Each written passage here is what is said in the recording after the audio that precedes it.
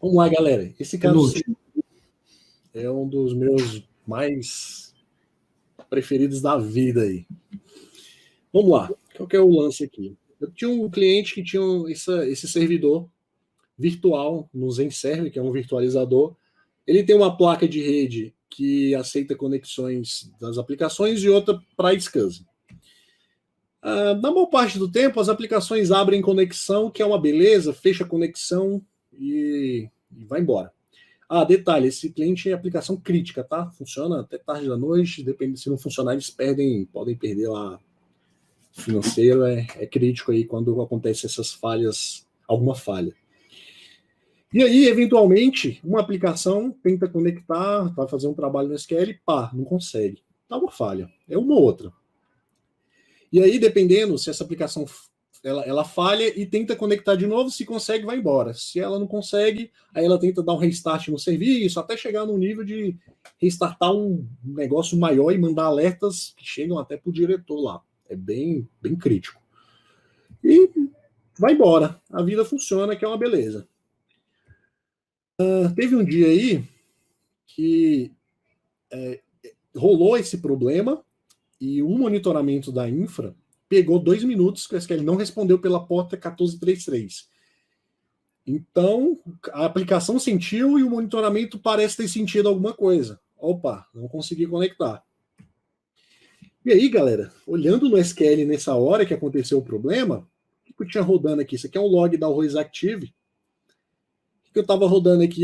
Tinha um update estatístico, tinha um select. É um cluster, tá? Estava em cluster SQL, então é SP Server Diagnostics estava rodando. É um FCI, não AG. Tinha um select rodando aqui, um comandinho outro ali. Aí aqui são vários logs, tá? Ó, mesmo horário, aí mesmo horário aqui, tá vendo? Então isso aqui é um log só, um insert só que foi feito quando o log pegou isso aqui. Então, vocês podem ver que a gente foi coletando, ó, isso aqui, ó, esses três aqui, ó, tinha um select rodando, um blá blá blá aqui, um select 1 rodando aqui. Então aqui foi mais ou menos os horários que eles reportaram de problemas, que deu essas falhas de conexão. Então, alguns selects rodando, update estatísticos rodando aqui, então, de vez em quando esse problema acontecia. E uma outra situação, um outro gráfico que o pessoal passou para gente, foi, ó, vocês estão vendo que é a SCSI aqui, né? Então você tem a interface por onde chega as conexões e a interface por onde o I/O de disco passa, porque a SCSI lá pela rede. Chegar no storage, ele usa isso aqui. E aí, o que o cara anotou lá da infra pra gente? Olha só, a atividade, durante o problema, estava a atividade de disco bem alta, porque as interfaces do iSCSI estavam bastante utilizadas. E aí, o que vocês acham aí? Cadê o Kahoot? Pergunta. Quais as opções abaixo têm menos chance de estar relacionada com a causa do problema? Então, menos chance de estar relacionado. Olha a pegadinha aí. Thread starvation, instant file initialization, servidor de aplicação ou driver? Qual desses caras tem menos chance de estar relacionado a esse problema? Lembrando que é uma aplicação crítica, conexões falhando intermitente, e em algum momento isso chega a virar um problema para o cara da aplicação. Instant file initialization, a maioria acertou. Olha só, muito legal. Então, essa aqui já era para eliminar, a galera olhou ali. Então, Thread Starvation, por que eu não posso eliminar Thread Starvation? Cara, dependendo do número de conexões que forem abertas, vai que a aplicação saiu abrindo. Aí pode ser que eventualmente uma aplicação tente conectar bem na hora que acabou as threads. E aí você tem um Thread Starvation. Então, poderia ser sim. Servidor de aplicação. Pode ser um problema nesses servidores de aplicação. A gente chegou a cogitar, a conversar com o desenvolvedor para entender como que eram esses timeouts, como que era essas falhas, essas mensagens de erro. Poderia ser lá. A gente queria eliminar também. Driver, cara. Será que foi um driver? Vamos ver aqui na cal. Instant File Initialization não pode ser, porque, pelo que vocês viram que está rodando aqui, não está rodando nada de criando banco, restaurando banco. Então, do que conhecendo o que o Instant Initialization faz para essa situação aqui agora, não parece ser relacionado. Poderia ser se tivesse um comando de restore create database. Até poderia estar envolvido, mas nesse caso não foi. Boa aí, galera que respondeu, mandou bem. Vamos lá, então, para análise aí. O que aconteceu aqui nesse dia? Então, eu tô mostrando alguns prints dos e-mails e coisas que a gente foi anotando, falando com o cliente, tá? Foi bem real aqui mesmo. A gente tem um... Quem tem já viu os alertas do que o Fabrício disponibilizou, que a Poyton disponibiliza? Vocês sabem, tem uma tabelinha lá, tem um log lá de log erros ativos. Vocês sabem que tem essa tabelinha lá, quem já viu. E essa tabelinha, ela vai gravando a cada 1 minuto. E aí, eu estava olhando ela, mais ou menos na hora do problema, do primeiro problema, e olha só que curioso.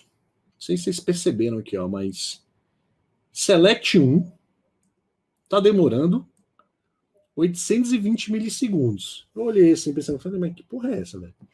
Tipo, no Select 1 não demora nem 0. Se você pode fazer o teste aí, você pode tentar medir o seu Select 1, que você vai ver que você conseguir pegar mais de 5 milissegundos, você vai ver que é bem difícil. É um negócio que roda muito rápido, muito rápido. Aí eu olhei isso aí e falei, cara, quase 1 segundo para fazer um Select 1. Tá. Aí, eu tava olhando, mexendo no servidor, aí eu tava analisando algumas coisas, isso que ficou na cabeça. Eu pensei assim, cara, esse Select 1 demorando 820 milissegundos, geralmente pode ser algum gargalo de CPU. Cara, para um negócio que não usa disco, não usa nada, tá demorando isso tudo, geralmente é o SQL não conseguindo tempo na CPU, que aí ele vai demorar esse tempo todo aí. Eu não mostrei aqui, mas o contador de CPU desse Select 1, ele estava próximo de 0. Então, o que eu vi aqui? Cara, o meu Select está demorando 820 milissegundos, mas de CPU mesmo ele não está gastando nada. Então, isso aqui é o SQL se atrapalhando aí, não conseguindo tempo na CPU, ou poderia ser excesso de sessões, só que tinha 4 sessões rodando, e olha o tanto de processadores que eu tenho nessa máquina. Aí eu fui olhar o gerenciador de tarefas e notei uma coisa aqui, não sei se vocês estão percebendo aqui nesse gráfico aqui, mas ó, tem uma parte mais escura nesse gráfico, tem uma parte mais escura nesse gráfico. Cadê a parte escura desse gráfico? Cadê a parte escura desse? Aqui também quase não tem. Aqui aparecem algumas. Para quem não conhece, essa parte escura é quando você pede para o Windows mostrar o kernel mode, né? Então, ó, vou mostrar aqui para vocês ao vivo aqui, ó. Se eu mostrar tempos de kernel, ele não mostra o tempo que o teu processador está gastando em kernel. Então, todo o processo, toda a thread na sua CPU, ou ela está rodando o código dela lá, que o programador desenvolveu, está rodando o código do Windows. Falo isso lá no meu curso.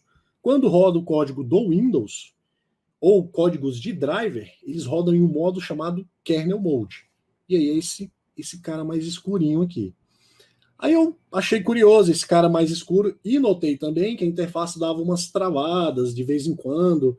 Você mexia na interface, ela dava uma travada, e que não é comum. A conexão não estava tão lenta assim para ficar dando travada. E às vezes não dava essa travada. Em outro servidor não dava essa travada. Então, estava estranho isso. Outra coisa que eu notei, eu não mostrei aqui porque eu não consegui achar o print. Então, vocês vão ter que acreditar em mim. Tem um processo, galera, chamado System Interrupts. Deixa eu procurar ele aqui para vocês. Na verdade, o meu aqui está até em inglês. Ó. Interrupções do sistema. Se vocês olharem todo o Windows tem esse cara aqui, que é onde são processados alguém pediu alguma coisa para o processador, ele vai nesse cara. Tudo que interrompe lá o processador, contabiliza nesse cara. Esse cara geralmente fica 2, 1. Lá nesse cliente estava acima de 10. Batia 10, 12. Estava bem estranho. Eu olhei e falei, cara, tá estranho esse negócio aqui. E aí, o que eu reparei mais? Notei que essa interface travando, esse System Interrupts alto.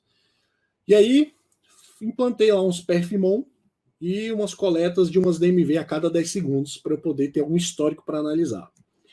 Por quê? Olhando pelo que estava rodando no SQL, não tinha nada. Não tinha nada rodando ali, né? Você olha, cara, tem um update statistics que se fosse ele, era para dar esse problema todo tempo inteiro que ele começasse. O problema não acontecia toda hora.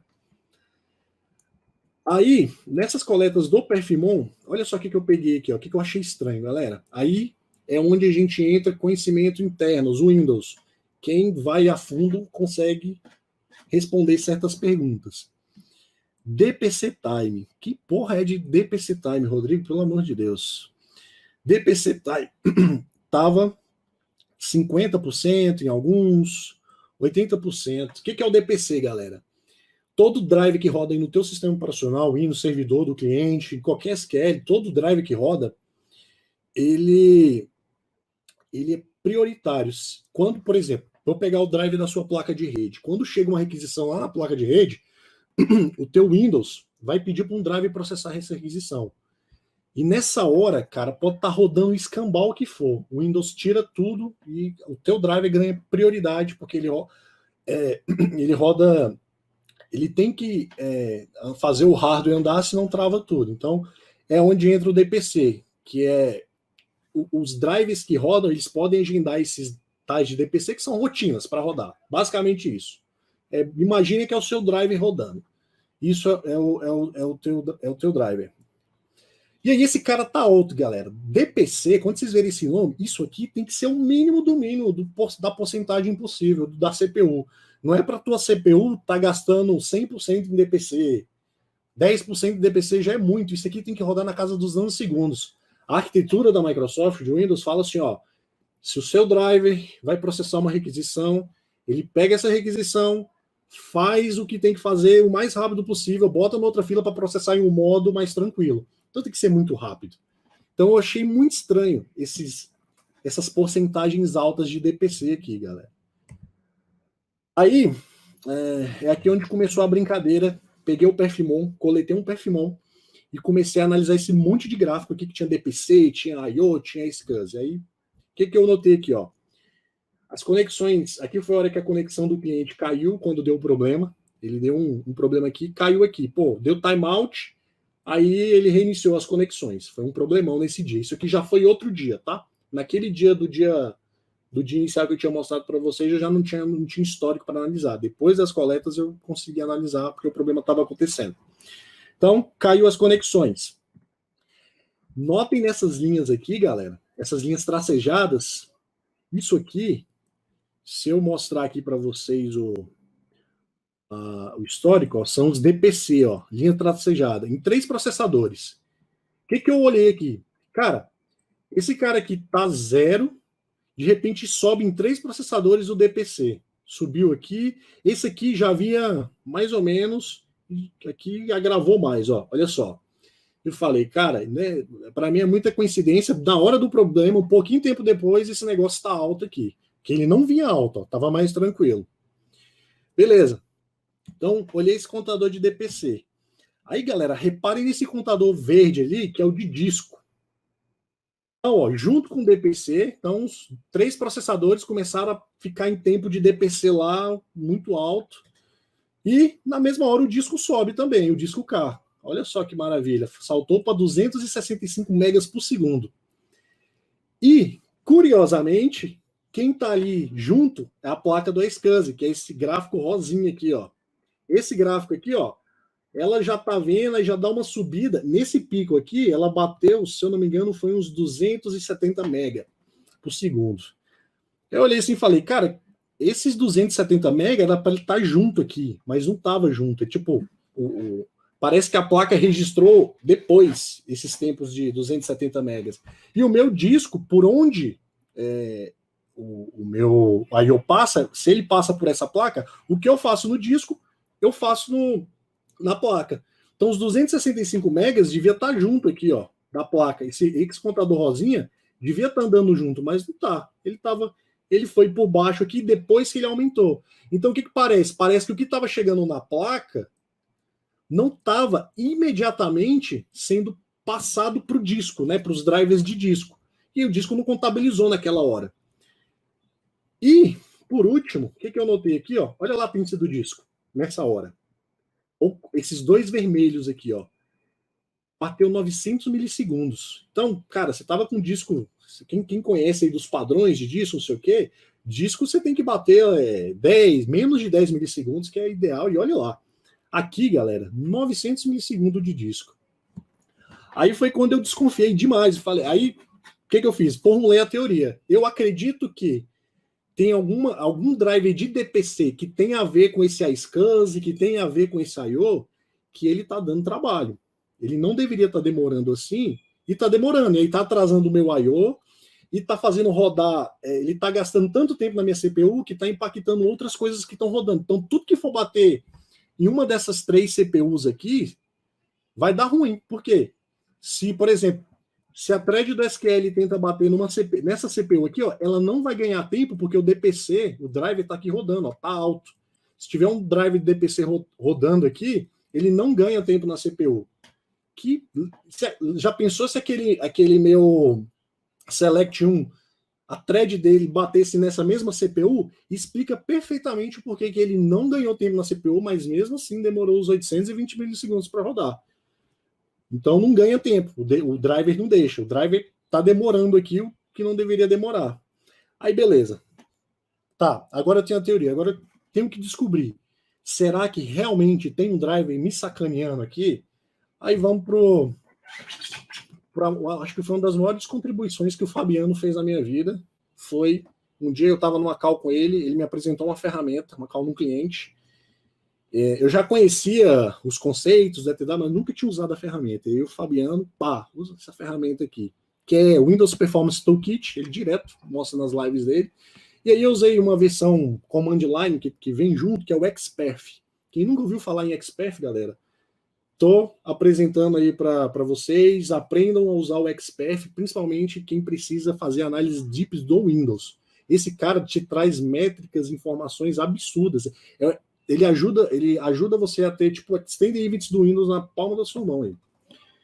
Usei o XPerf para fazer uma coleta de tudo o que estava rolando no Windows. Uma dessas coletas que ele traz para mim são os drivers e quanto tempo os drivers estão demorando. Aí ele me mostra numa ferramenta que vem junto os drivers, quanto tempo esses drivers demoraram, qual foi a duração deles. E galera, olha só quem é que estava no topo. Quem assim desse período que eu fiz a coleta, que era na hora que o problema estava rolando lá no cliente, olha quem era que estava em primeiro aqui, ó.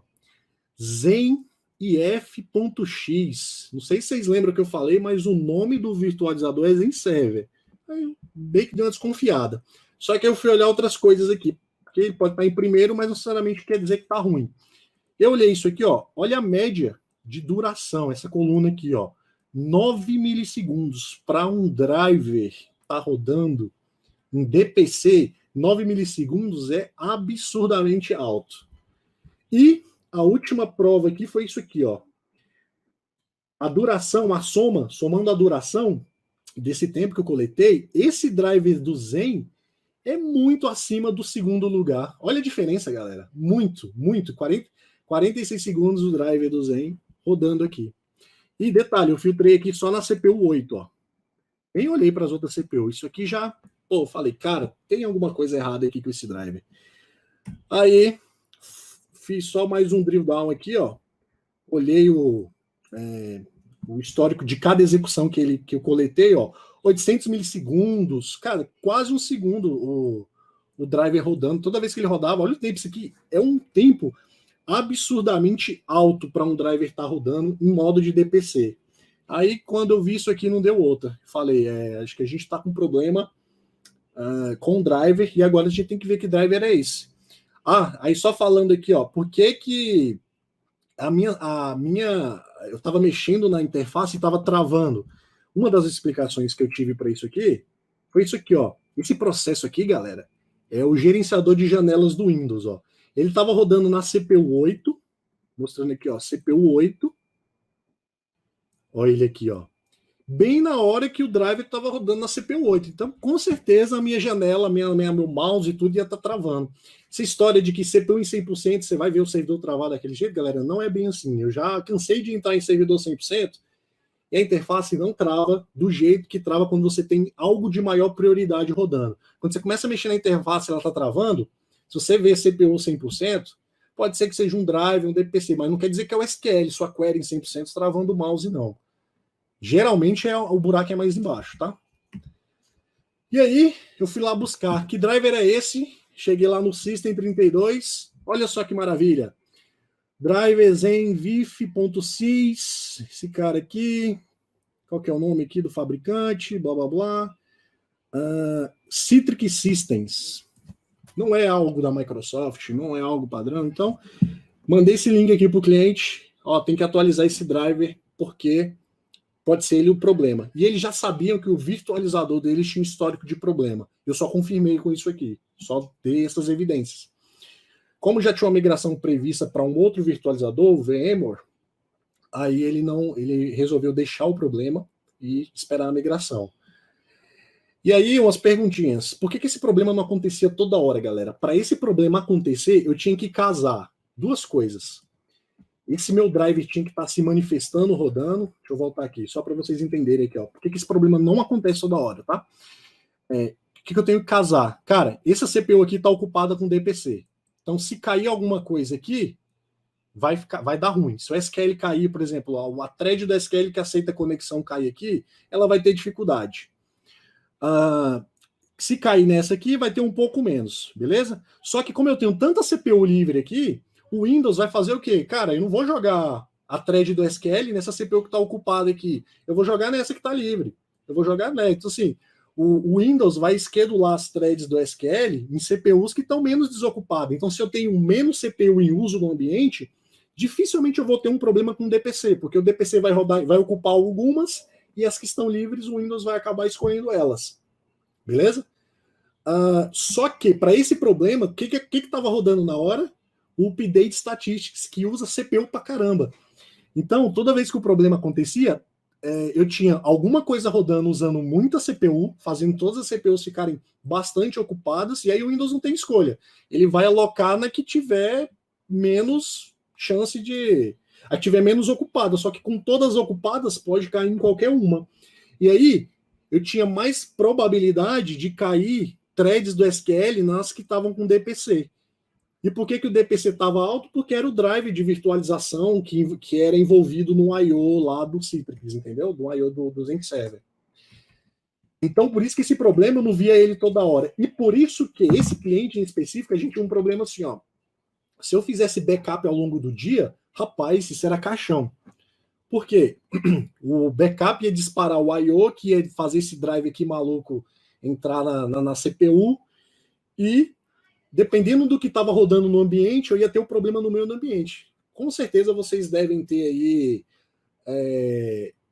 casos de que você já rodou backup no meio do dia e o backup não interferiu uma aplicação sua que estava em memória, toda em memória, não precisa usar o disco. O backup geralmente não interfere quando você não precisa ir no disco, porque ele só está esquentando o disco ali, entendeu? Nesse caso, não. Era rodar backup aqui, cara, você podia ter suas queries tudinho, todo banco em memória que atrapalhava por conta desse problema do virtualizador. Rodrigo, isso é teoria e você chutou. Então tá bom. Vamos lá no VMware, que era o ambiente novo do cara. Eu estressei o disco e a rede ao mesmo tempo, no máximo. E olha só como foi diferente aqui, ó. Primeiro, meu disco fazendo 1.6 gigas por segundo, não era 200 megas. A minha placa de rede aqui, ó, tava tranquilona, fazendo aqui também, respondendo. Lá era uma SCSI também, tá? Desculpa, lá não era uma SCSI, mas eu estressei a placa junto com o disco para forçar a situação que eu tinha antes, que era o SCSI junto com o disco, só que agora eu tinha duas estressando aqui no máximo.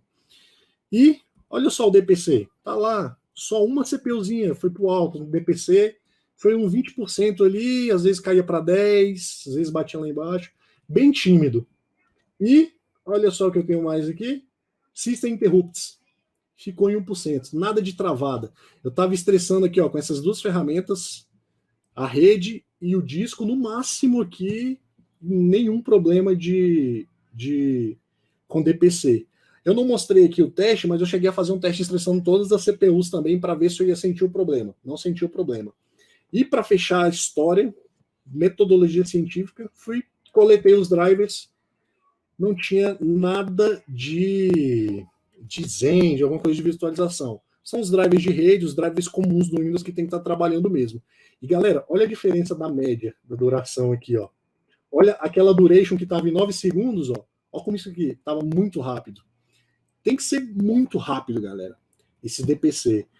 Então, nesse estresse, com todas essas evidências, não tinha outro. Eu falei para o cliente, apresentei tudo isso. Isso aqui são prints do que está no e-mail para ele, explicando, falando, ó, no seu ambiente novo você não vai ter esse problema, tá migrado para um ambiente novo e não tem esse problema.